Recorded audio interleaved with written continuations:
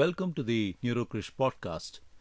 In this podcast, we delve into the transformation of Jiddu Krishnamurti, an extraordinary journey from an inquisitive adolescent to one of the world's leading philosophers. A transformation which has woven into it threads of neuroscience, philosophy, and even the occult. Are these experiences the underpinnings of enlightenment? How may we view them in the context of modern neuropsychiatric understanding? Those are the subjects of our podcast today. How did I get interested in this? My own fellowship training was in the neuropsychiatry, especially of epilepsy, at University College London.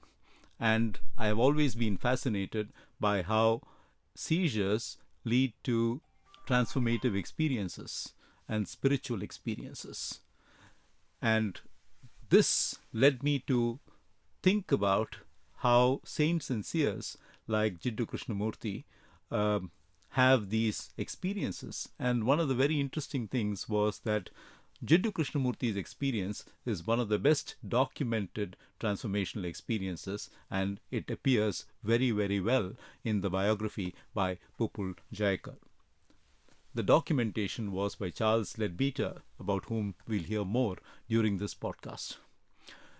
What we will do here is do this in three parts: a brief biography of Jiddu Krishnamurti, a description of the actual transformation, and the links to clinical neuropsychiatry woven in as we speak. He was born in a middle-class family. His father was a government servant. He was one of 11 children, and he lost his mother when he was very young. He was born in a place called Madanapalli in Andhra Pradesh in 1895. He has been often described as a sickly child who was, even as a child, prone to what were referred to as psychic experiences, where he would connect with his dead mother and dead sister. When his father retired, he took up employment as a clerk in the Theosophical Society, and the family moved to a cottage outside the Theosophical Society campus in Adyar. And it is here, while playing on the banks of the river Adyar with his brother Nitya, that Krishnamurti was discovered as a young adolescent by Charles Leadbeater.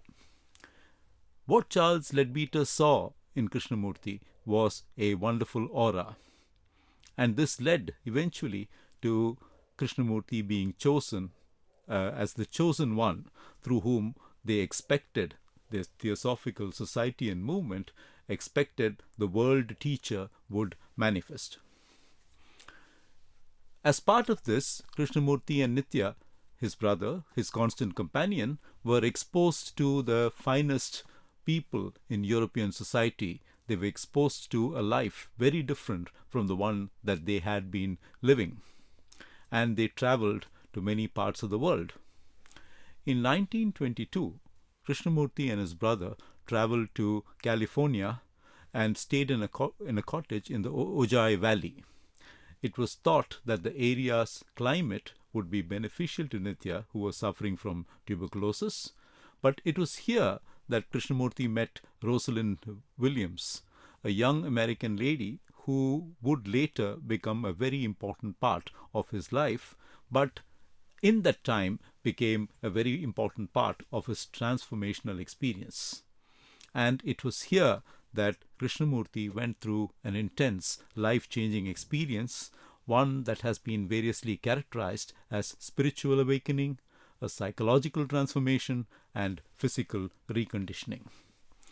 So let's put aside any preconceived notions we have and explore this transformational experience of Jiddu Krishnamurti.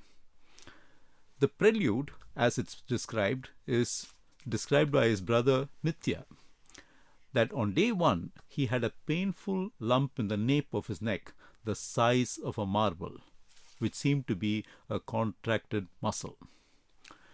On day two, he was well until after breakfast. He lay down to rest, and he was found to be tossing on the bed, moaning as if in great pain and unable to communicate clearly. This was followed by a fit of shivering, clenching of his teeth, his hands being gripped tight, complaints of a painful headache, eyes full of a strange unconsciousness. And at this stage, Rosalind hugs him, holds his hands, and rubs them too comfortingly, which seems to make him feel better. The day was interspersed by periods of lying down quietly, followed by periods of moaning and trembling, triggered by sounds especially. He does not eat at meal times, but becomes curiously quiet, as if he wants other people not to be disturbed when they are eating. On day 3, the problems commence after a bath and appear to be more acute. He is less conscious than he was on the previous day, and throughout that day it lasted with regular intervals, with him stopping to give himself rest and allowing Rosalind to have food. Again, that concern for the environment, despite being unwell, comes out at this stage, and we'll talk a little bit about this as we go through this podcast. The day 4 was described as the worst day, but it resulted in what was called the glorious climax. He seemed to be in a great suffering. There was significant intensification of trembling and heat. His consciousness became more and more intermittent. Every movement caused him to jump out of his skin, and we'll talk about the significance of this too during this podcast. He perceived dirt everywhere, the house, the people around. He kept talking about his time in the Adyar and the members of the Purple Order there. He repeatedly kept saying, "I want to go to India. Why have you brought me here?" He wanted to go into the woods surrounding the cottage alone. He is persuaded not to, and he sits in a dark corner. At sundown, he first asks to be left alone, and then later rejoins the group on the veranda, carrying a cushion. He sits as far away as possible. It's described thus: enough strength and consciousness vouchsafed him to come outside, but once there again, he vanished from us and his body, murmuring incoherently, and was left there sitting on the porch. The setting is described as such. We were a strange group on the veranda. The sun had set an hour ago, and we sat facing far-off hills, purple against the pale sky in the darkening twilight, speaking little, and a feeling came upon us of an impending climax. All our thoughts and emotions were tense with a strange, peaceful expectation of some great event. He then, very interestingly, was asked to go and sit under a pepper tree, which was in the garden. Sitting under a tree, as you can imagine, has been a part of many transformations, most notably that of Lord Buddha. But under the tree, under a roof of delicate leaves, black in a starlit sky, he started murmuring unconsciously and then emitted a sigh of relief. "Oh, why didn't you send me out here before?" he asks. Then comes the weary chanting of a mantra sung every night in the shrine room at the Adyar, followed by silence. As Krishna under the pepper tree finished his song of adoration, I thought of the Tathagata, the Buddha, under the bo tree, and again I felt pervading the peaceful valley a wave of splendor as if he had sent a blessing upon Krishna. This is the eye of the beholder and the description of the beholder. The experience of the beholder continues. I saw it suddenly for a moment, a great star shining above the tree, and know that Krishna's body was being prepared for the Great One. Here we start hearing about what was happening to Rosalind, who became a very important part of this experience. The eyes of Rosalind were open. Her face changed as I have seen no face change, for she was blessed enough to see with physical eyes the glories of that night. Her face was transfixed as she said to us, "Do you see him? Do you see him?" For she saw the Bodhisattva, the Lord Maitreya. And we who could not see the splendor of the night mirrored in her pale face, filled with rapture in the starlight, goes the description of the beholder. So clearly, Krishnamurti was having an experience. Clearly, the only other person who could witness that experience was Rosalind, and for everyone else, they could only see the expressions and hear what both these people were saying and how they were behaving. The radiance and glory of the many beings lasted nearly half hour, and Rosalind, trembling and almost sobbing with joy, saw it all. "Look, do you see? Do you hear the music? Do you hear the music?" she would often repeat. Presently, Krishna came in, and she went into a swoon. "Oh, he is coming. Go get him. Go get him." So this was the whole experience, what was described as the climax. The next day, the shuddering recurred for a few minutes each time with long intervals. All day long, he lay under the tree in a samadhi. And samadhi, as you know, is that special state of unconsciousness that seers and saints are thought to occupy. In the evening, Rosalind saw 3 figures around him who quickly went away, taking Krishna with him, yet leaving his body under the tree. And what is being described, therefore, is the witnessing of a kind of a dissociative experience where the spirit is removed from the body for a period of time.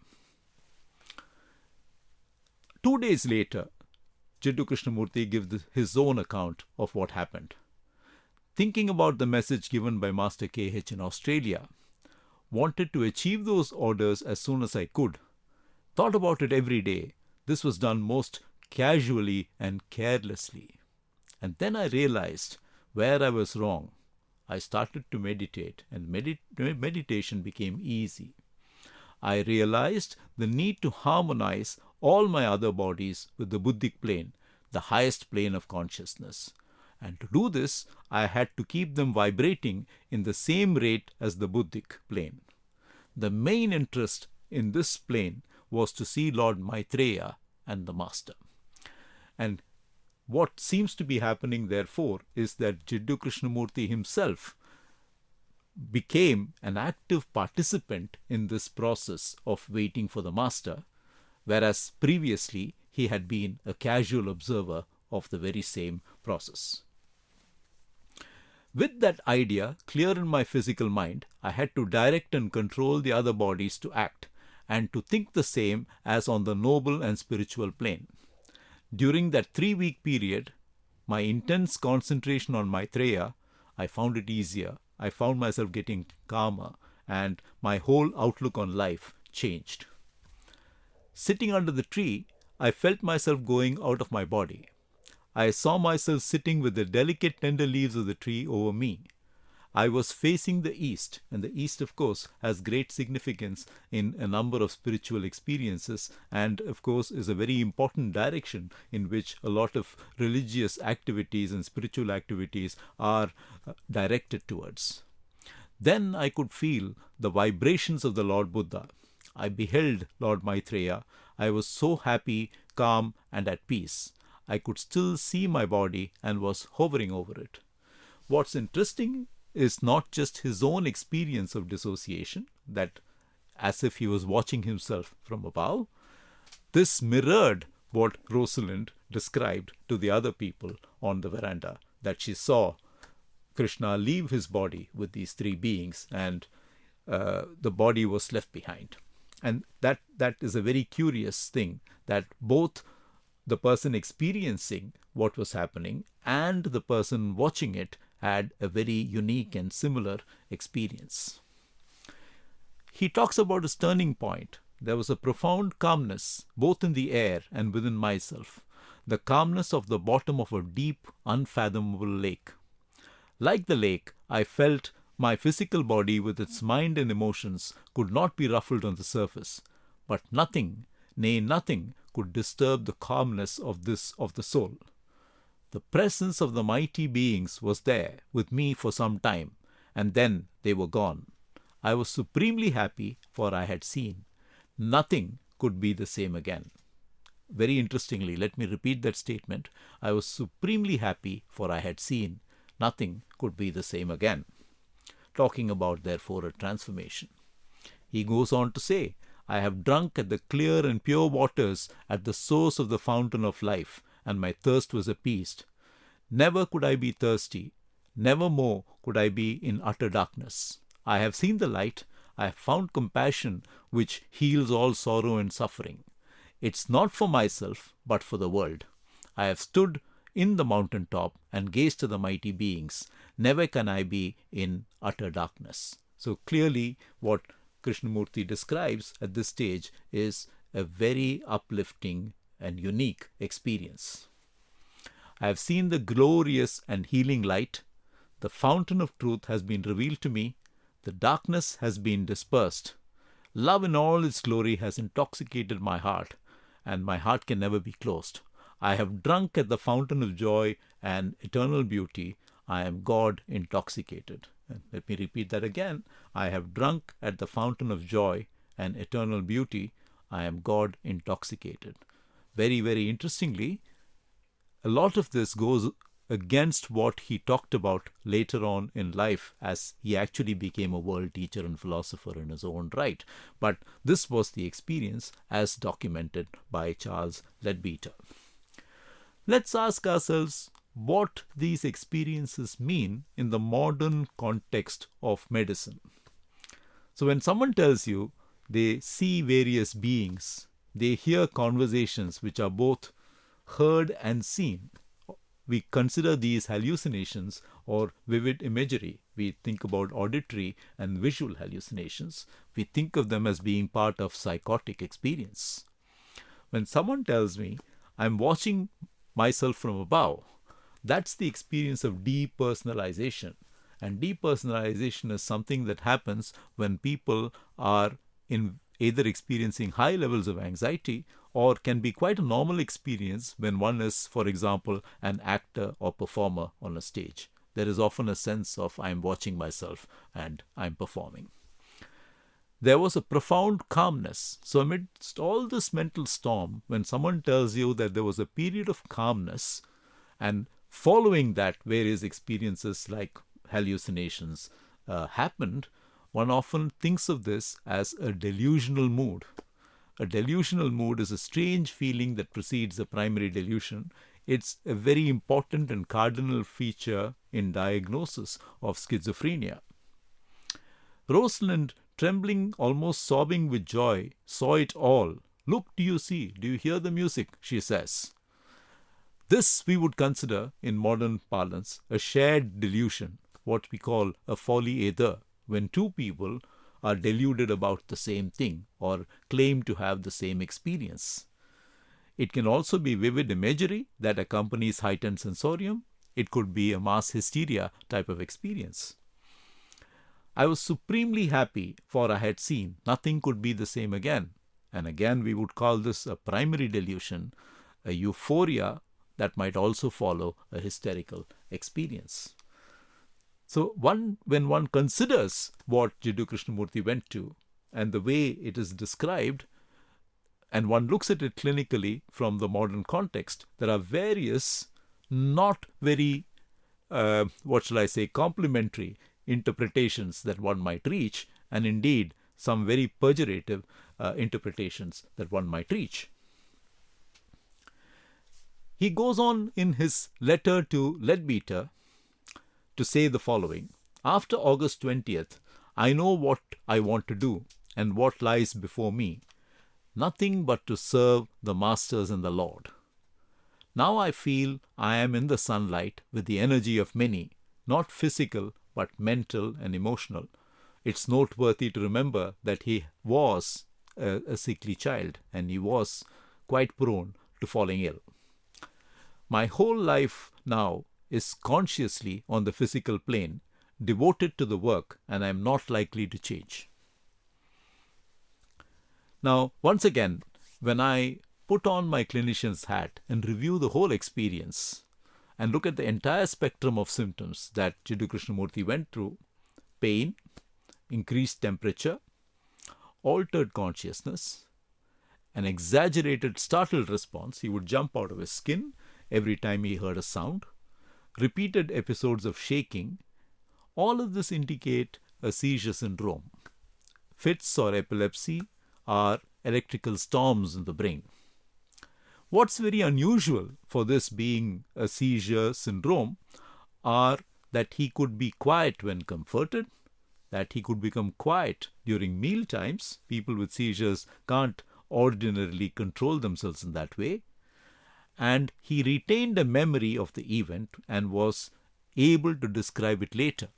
Again, this is not normally encountered during epilepsy or seizures, and very often when someone has an experience which they are able to recount, we wonder whether they had what we call a psychogenic non-epileptic seizure, which is more an outcome of the mind than an electrical storm in the brain.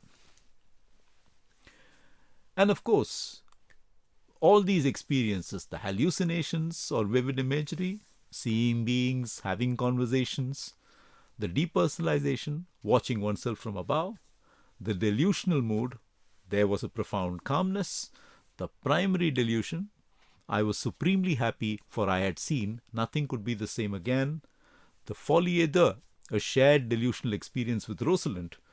This gives us the ripe picture of a neuropsychiatric syndrome evolving. But why would one think this as transformative and not illness? That distinction comes from what followed. Normally, when one has an illness manifesting in this way, a mental health problem manifesting in this way, one then proceeds to decompensate, at least for a period of time. One is ill, one needs to be looked after. One often becomes disabled by these thoughts, ideas, experiences, and what one is going through.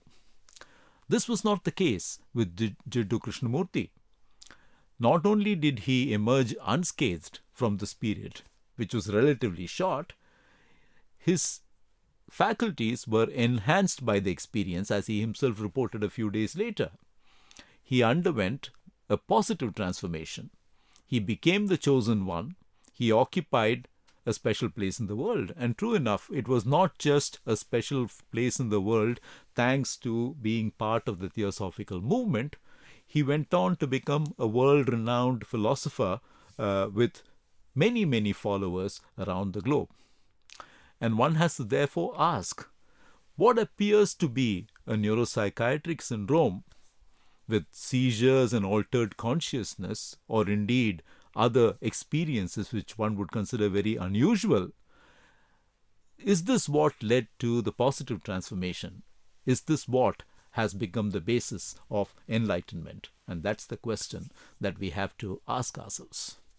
We also have to remind ourselves that at the time this happened, Jiddu Krishnamurti was still a very young person, a late adolescent actually. And he had been following his discovery by Leadbeater, who himself was well known for occult experiences and occult transformations, was nurtured in the Theosophical Society in Adyar. Leadbeater and a number of associates, including people like Annie Besant, undertook the task of educating, protecting, and generally preparing Krishnamurti as the vehicle for the expected world teacher that they were all waiting for. In a very interestingly described meeting in the Theosophical Society in Adyar, organized by Arundale, he was ordained as the leader of the Order of the Star in the East, in a group that included people like Annie Besant and Leadbeater. And some time later, the move to Ojai in California was ostensibly to await the appearance of the master. So clearly what had been built was collective expectation that he would become the master or the vehicle for the master, and this master was being waited for eagerly. So did the weight of collective expectation trigger for his young adolescent mind a life-changing experience? Or indeed did latent beliefs that had come about due to his various interactions in the group that he belonged to engender such a transformation? Neither of these explanations can on their own support positive transformation to world leadership as a philosopher that Jiddu Krishnamurti went on to achieve. And it must be remembered that he was, by all accounts, a remarkable person because he came from a small village, but in 6 months he had mastered English. And of course, if you read what he went on to write, and if you hear what he went on to speak, he spoke, thought, and expressed himself like a native English speaker. And indeed, even the way he describes this experience is very much like a native English speaker. So he was a very accomplished individual. Are these psychosomatic symptoms that he was experiencing, were they underpinned by severe psychological distress? Again, that weight of collective expectations resulting in a hysterical or a kind of a breakdown of sorts, a nervous breakdown of sorts. Again, unlikely, for the one reason that it was a positive transformation that was engendered, and that positive transformation was not transient. It was maintained for years and decades thereafter. Ultimately, when you think about dissociative experiences, when I put on my doctor's hat, being removed from the experience is so well described in these dissociative or hysterical experiences. And it often is thought about as an expression of psychological conflict or distress that could not find suitable expression. If you put the entire experience together, what Jiddu Krishnamurti went through, it seems unlikely that this was what happened. Therefore, were these seizures? We don't really know, but they sure sound like them, because he had trembling, he had altered consciousness, he had an exaggerated startled response. Were these psychotic experiences? They certainly sound like psychotic experiences, but on the other hand, for the many reasons mentioned, the outcome was not like that of a psychosis.